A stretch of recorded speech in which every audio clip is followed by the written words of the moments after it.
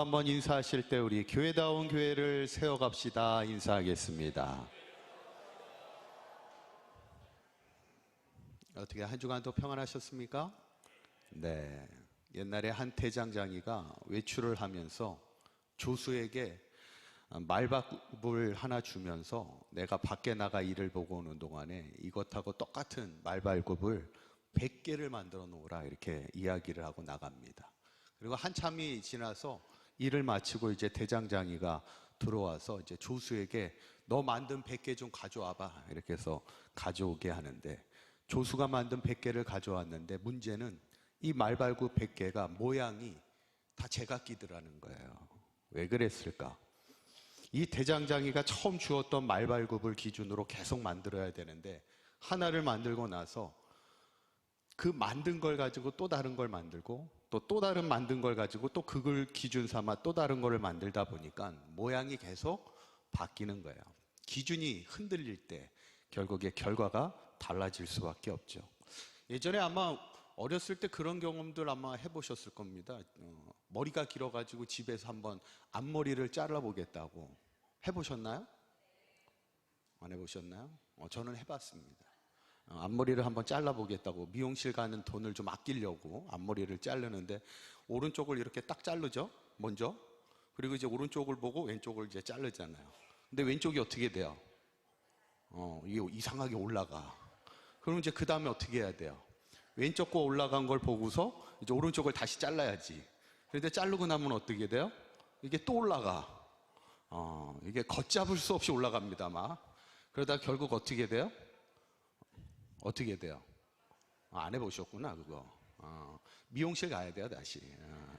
아껴보려다가 미용실 결국 가게 되는데 머리는 한참 위로 올라가 있게 되죠. 여러분, 우리가 무언가를 행할 때 처음부터 끝까지 같으려면 그 기준이 바뀌면 안 되는 거예요. 이거는 우리의 신앙도 마찬가지고 우리가 세워가야 될 교회도 마찬가지입니다. 요즘 우리가 컨설팅 이후에 어떻게 우리가 하나님의 기뻐하시는 건강한 교회를 세워갈 수 있을까 우리가 기도하고 있는데, 중요한 건 뭐냐면 그 기준을 세웠을 때 그 기준이 흔들림이 없어야 되는 겁니다. 그런데 우리의 신앙도 그렇고 우리의 교회도 그렇고 그 기준이 어디에서 시작돼야 될까요? 여러분, 우리의 신앙의 기준은 어디에서 시작돼야 됩니까? 흔들림이 없으려면 그 기준, 우리가 세워가야 될 교회의 기준은 어디에 있을까요? 바로 성경에 나와 있는 거예요. 우리의 신앙도 항상 성경에 나와 있는 말씀을 기준으로 행하며 살아가면 그 신앙이 끝까지 한결같을 수 있는 거고, 우리의 교회가 정말 하나님이 기뻐하시는 건강한 교회로 세워가기 위해서는 성경이 우리의 기준이 되어 가면 되는 거예요. 오늘 본문이 바로 우리에게 하나님이 기뻐하시는 건강한 교회의 기준이 되는 초대교회의 모습이 기록되어 있습니다. 사실 초대교회는 그렇게 큰 교회가 아니었어요. 숫자가 많지는 않았습니다. 그러나 이 초대교회가 또 많은 어려움도 있었죠. 처음에는 유대인들로부터 많은 박해를 받았고 나중에는 로마에 의해 많은 핍박을 받습니다. 그런데 놀라운 일은 어떤 일이 벌어져요? 로마가 기독교를 국교로 인정하게 되는 것을 보게 됐죠. 그게 어떻게 가능했을까? 그게 어떻게 가능했을까요? 교회가 교회로서의 본질을 잃어버리지 않았기 때문입니다. 오늘 제목처럼 교회가 교회다운 교회가 될 때 세상을 변화시키는 힘이 있는 겁니다. 저는 바라기는 우리 서강교회가 초대교회를 기준 삼아서 세상을 변화시킬 수 있는 그런 강력한 능력이 있는 교회다운 교회로 성장하며 성숙해 나아갈 수 있기를 간절히 축원합니다. 그렇다면 우리 교회가 교회다운 교회가 되기 위해서 어떻게 해야 될까? 오늘 말씀을 통해 성령님이 주시는 음성을 들으며 함께 은혜를 나누고자 합니다. 첫 번째로, 교회다운 교회는 은혜의 통로가 되어야 합니다. 한번 따라해 보실까요? 교회다운 교회는 은혜의 통로가 되어야 합니다. 얼마 전에 유기성 목사님, 지금은 은퇴하셨지만 그분이 예전에 사역하면서 한 성도가 너무 솔직한 피드백을 한 이야기를 들으면서 당황해했던 이야기를 이렇게 하시는데, 하루는 교회에 세 가족이 오신 거예요. 그런데 이분이 예배 끝나고 나서 목사님을 찾아와서 이렇게 얘기하더래요. 목사님, 제가 다른 사람이 하도 목사님의 설교를 들어보라고 해가지고 교회를 왔는데, 목사님의 설교를 들어보니까 성령 충만한 설교가 아닌 것 같습니다, 그러더래요. 그러면서 더 하는 얘기가, 혹시 성령 충만한 설교를 하는 교회가 있으면 소개시켜 주세요, 그러더라는 거예요, 목사님한테. 그러니까 이분이 너무 솔직한 피드백을 당사자 앞에서 이렇게 하니까 목사님이 얼마나 당황스럽겠어요. 그래서 목사님이 이렇게 대답했대요. 그럽시다. 우리 함께 기도하면서 성령 충만한 설교를 하시는 분의 교회를 한번 찾아봅시다, 같이. 이렇게 얘기를 했다고 합니다. 저는 그 이야기를 이렇게 들으면서 감사한 게, 그래도 저는 아직 그런 분을 만나지 않았다는 거, 아직 제 앞에서 그렇게 솔직한 피드백을 하시는 분을 아직은 안 만났다는 게 참 얼마나 감사한지, 앞으로도 안 만나보고 싶은, 여러분, 사람이 너무 솔직한 게 좋은 거예요, 안 좋은 거예요? 잘 모르시나요? 여러분, 사람이 너무 솔직한 것은 좋은 게 아닙니다. 이 솔직하다는 것은 내 마음에 있는 얘기를 다 꺼낸다는 건데, 그거는 이제 친한 친구에게나 하는 거지, 일반적인 사람들에게 내 솔직함을 너무 드러내면 그것이 오히려 상대방에게 상처가 될 수 있고, 그것이 오히려 마음에 아픔이 될 수 있으면 좀 감춰야죠. 저는 그 이야기를 보면서 또 하나 드는 생각은 뭐냐면, 말씀이라는 것이 은혜를 받으려면 먼저는 중요한 게, 전하는 자가 열심히 하나님의 음성을 들으며 하나님의 말씀을 잘 준비해야 되는 것도 있지만, 그 다음 중요한 게 뭐예요? 듣는 자도 중요하다는 거예요. 듣는 자의 마음이 옥토와 같이 잘 준비돼야지. 그래서 중요한 건 뭐냐면, 교회는 말씀을 통해 하나님의 은혜가 임하는 자리가 돼야 합니다. 이게 1번이에요. 오늘 초대교회 모습이 그랬어요. 33절에 있는 말씀 한번 읽어보도록 할까요? 시작. 사도들이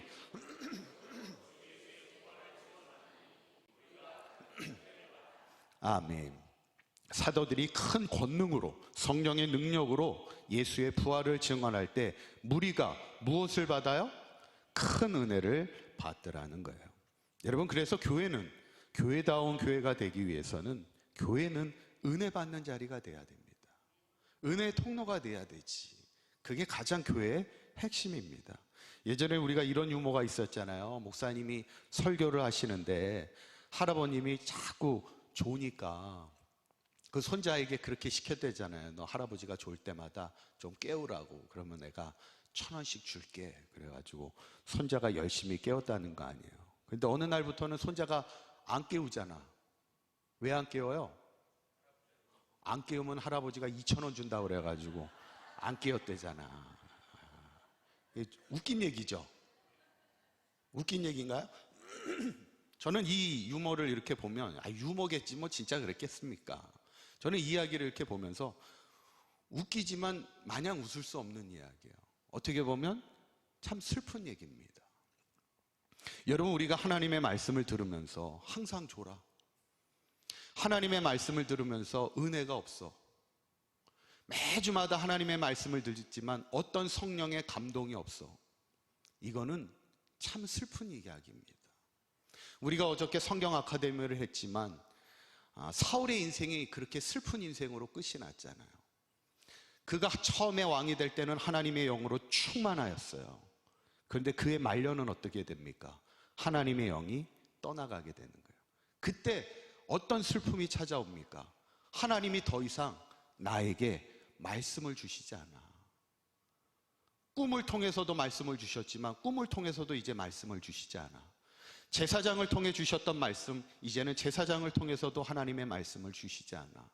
선지자를 통해서 주셨던 말씀, 이제는 선지자를 통해서도 말씀을 주시지 않아. 이제는 하나님의 말씀을 들을 수가 없는 거예요. 그러니까 누구를 찾아가요? 어제 성경 아카데미 들으신 분들, 누구를 찾아가요? 엔돌의 용한 무당을 찾아가는 거예요. 하나님의 말씀을 듣고 싶은데 하나님의 말씀을 들을 수 없으니까 무당을 찾아간다니까. 여러분, 우리가 이 땅을 살아가는 동안, 또 우리가 신앙으로 살아가는 동안 우리에게 중요한 게 뭐예요? 우리가 하나님의 성전에 나와 하나님의 말씀을 들을 때 하나님의 말씀이 주시는 은혜가 임해야지, 감동이 있어야지, 하나님이 우리에게 주시는 깨달음이 느껴져야지. 그게 교회입니다. 여러분, 하나님의 말씀에는 은혜를 주시는 능력이 있어요. 시브리서 4장 12절에 그 대표적인 말씀인데 한번 읽어볼까요? 시작. 하나님의 말씀은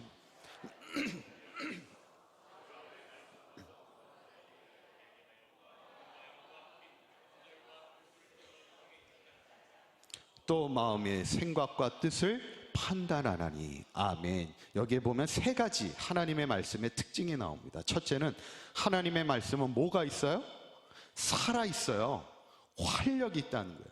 이 활력이라는 단어가 예전 성경은 운동력이 있다는 거예요. 살아 있어서 막 운동한다는 거예요. 막 움직인다는 거예요. 역사한다는. 지금도 하나님의 말씀은 살아서 역사하는 힘이 있다는 거예요.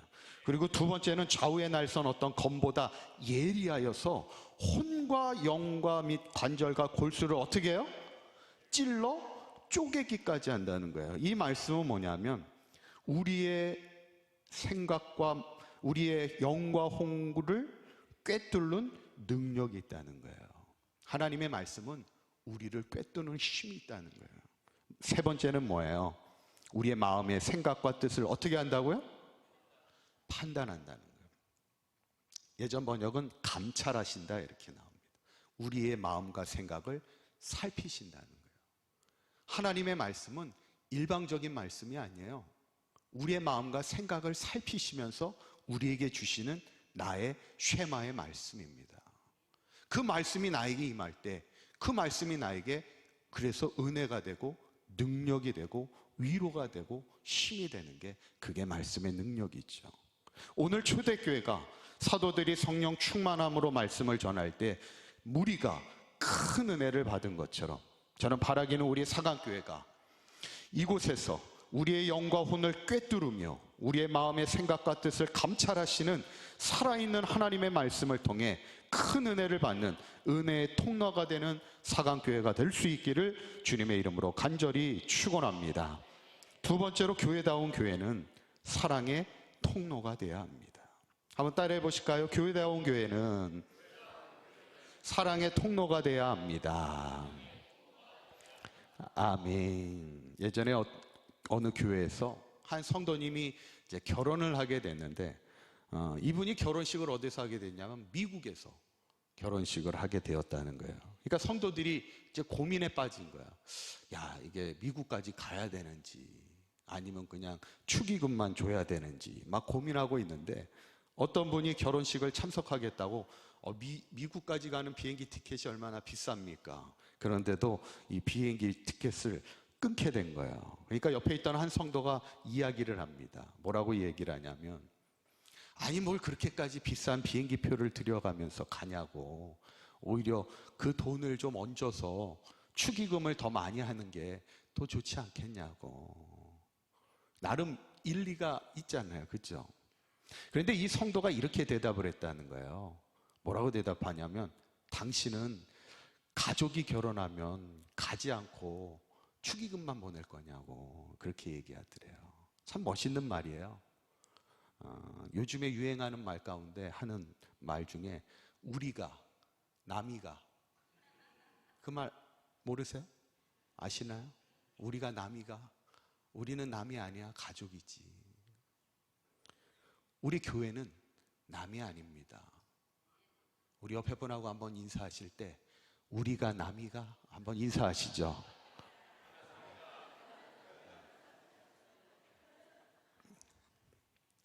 여러분, 초대교회가 교회다운 교회가 될 수 있었던 것이 바로 그겁니다. 두 번째 이유가 32절에 있는 말씀 한번 읽어보도록 합니다. 시작. 믿는 무리가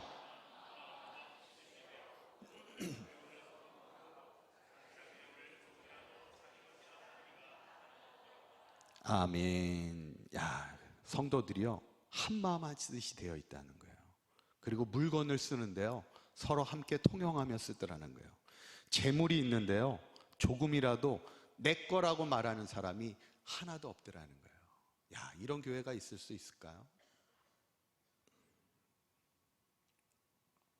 어쩌면 초대교회는 우리는 남이 아니라는 거예요. 우리는 한 가족이지. 여러분, 이런 일이 교회에서 있어야 되는 거예요. 교회에는 세상에서는 경험할 수 없는 주님의 사랑이 경험되어지는 장소가 될 때, 그게 교회다운 교회가 되는 겁니다. 그러면 어떻게 우리가 교회 안에서 서로를 비방할 수 있겠습니까? 우리가 가족인데 우리가 어떻게 서로를 흉볼 수가 있겠어요?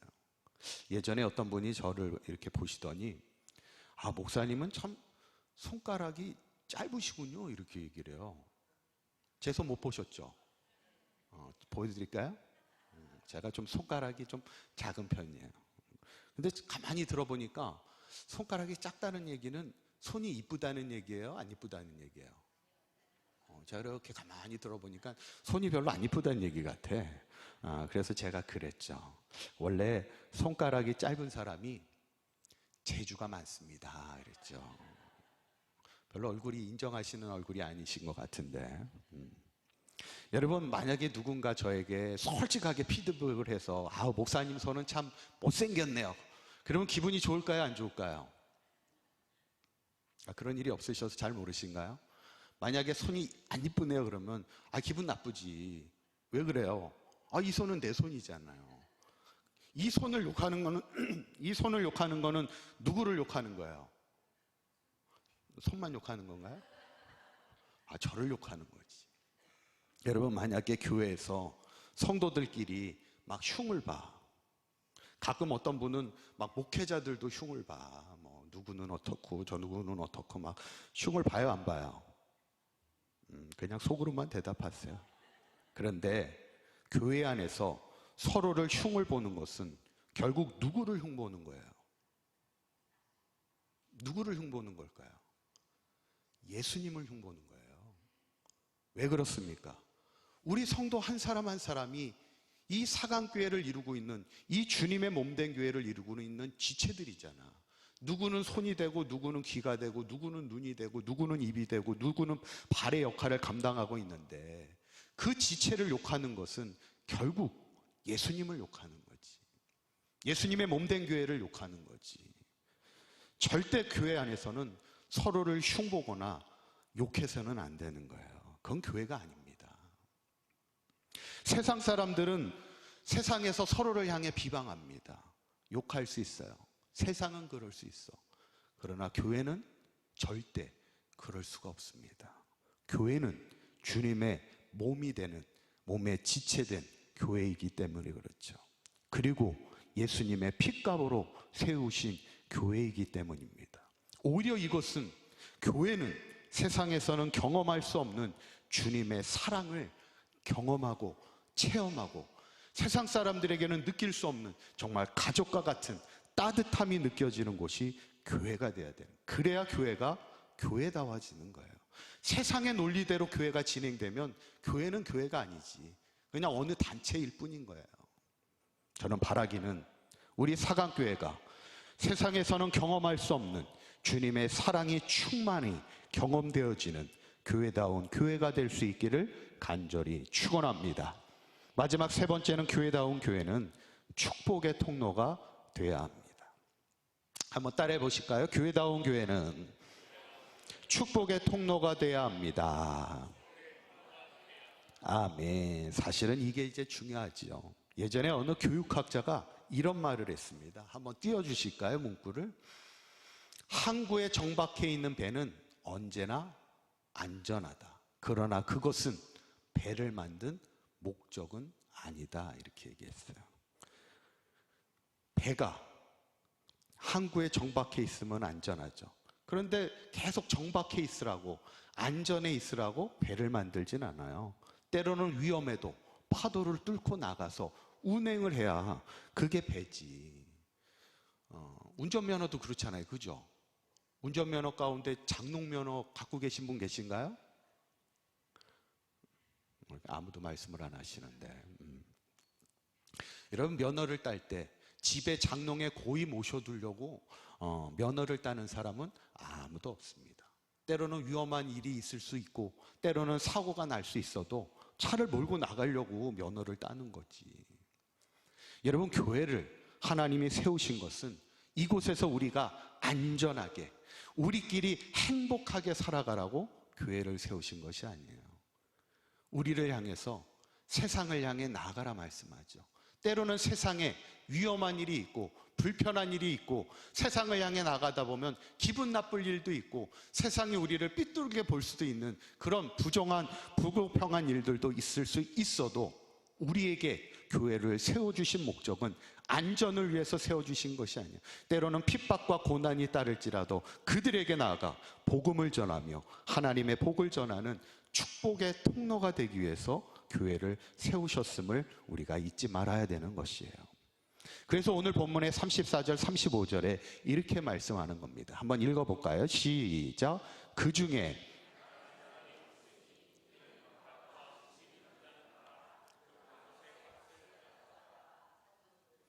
그 다음 35절 시작. 사도들의 발 앞에 두매 그들이 각 사람의 필요를 따라 나누어 줌이라. 아멘. 초대교회에는 뭐가 없었어요?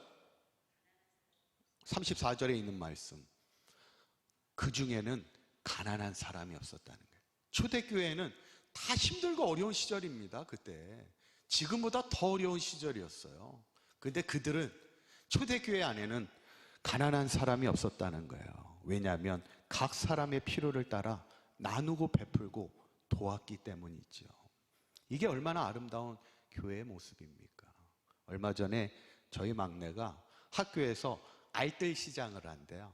그 알뜰 시장이 뭐냐면 자기 물건 중에 별로 이제 안 쓰는 물건을 서로 이제 가서 물물 교환하는 그런 시간이래요. 그래가지고 뭐 집에 쓰는지 안 쓰는지 모르겠는데 막 죄다 가지고 이제 가던데. 그래서 이제 갔다 오길래 제가 물어봤어요. 그래서 너 뭐로 받고 왔냐? 그랬더니 뭐로 이렇게 뭐로 받고 왔대. 그러면서 딱 저한테 한마디를 더해요. 아빠를 위해서 하나 사온 게 있대. 뭔데? 그랬더니 어떤 친구가 탈모약을 가져왔대.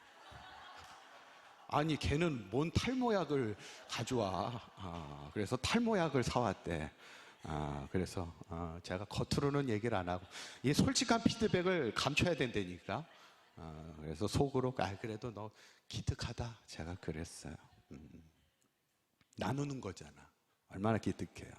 지난주에 우리 전도위원회에서 4강 장날을 맞이해서 그때 엄청 더웠잖아요. 무더운 날씨 가운데서도 많은 분들이 함께 하셔서 전도하시고 또 시원한 매실차도 나눠주시면서 참 기쁨으로 복음을 전하는 그 모습을 보면서 참 감동이었습니다. 여러분, 하나님이 우리를 교회로 부르신 것은 나만 복된 사람이 되라고 부르신 게 아니에요. 너가 복의 근원이 되어 너로 말미암아 많은 사람들이 하나님을 알게 되고 너로 말미암아 많은 사람들이 하나님의 복을 얻기를 원하시는 겁니다. 이것이 아브라함을 부르신 목적이고 이것이 우리를 부르신 하나님의 목적이고 이것이 우리 교회를 이곳에 세워주신 하나님의 목적인 줄 믿으시기를 바랍니다. 저는 오늘 이 말씀을 묵상하면서 바라기는 우리 사강교회가 교회다운 교회가 되기 위한 3가지. 첫째는 하나님의 은혜를 충만히 받는 은혜의 통로가 되기를 원하고 또 이곳에서 세상에서는 경험할 수 없는 주님의 사랑을 체험하는 사랑의 통로가 되고 내가 받은 하나님의 복을 세상을 향해 흘려보내는 축복의 통로가 되어서 우리 사강교회가 교회다운 교회로서 본질을 잃어버리지 않으며 이 땅에 희망이 되는 하나님이 기뻐하시는 건강한 교회로 계속해서 잘 서갈 수 있기를 주님의 이름으로 간절히 축원합니다. 기도하겠습니다.